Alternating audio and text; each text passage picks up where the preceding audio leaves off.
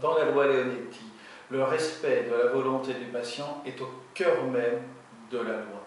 Lorsque le patient est en capacité de s'exprimer, cela est relativement simple. Il suffit à la personne de dire ce qu'elle souhaite, de dire ce qu'elle ne souhaite pas, et alors l'équipe de soins, c'est-à-dire le médecin et l'infirmière, doivent répondre à ce qu'elle souhaite ou ne souhaite pas.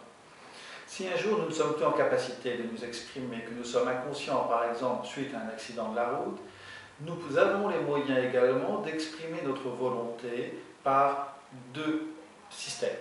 Le premier consiste à écrire nos directives anticipées, c'est-à-dire à écrire simplement sur un papier, moi je l'ai fait récemment, ce que l'on souhaite le jour où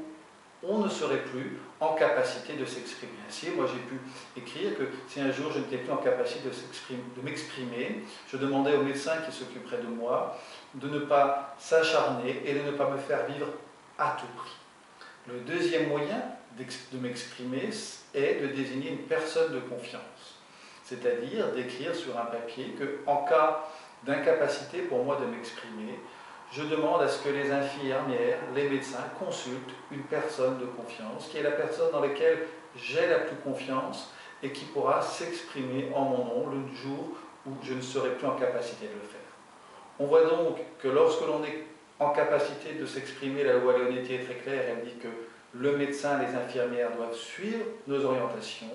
et lorsque le jour où nous ne sommes plus en capacité de nous exprimer, le médecin et les infirmières doivent consulter les directives anticipées que nous aurions pu avoir rédigées et doivent consulter la personne de confiance.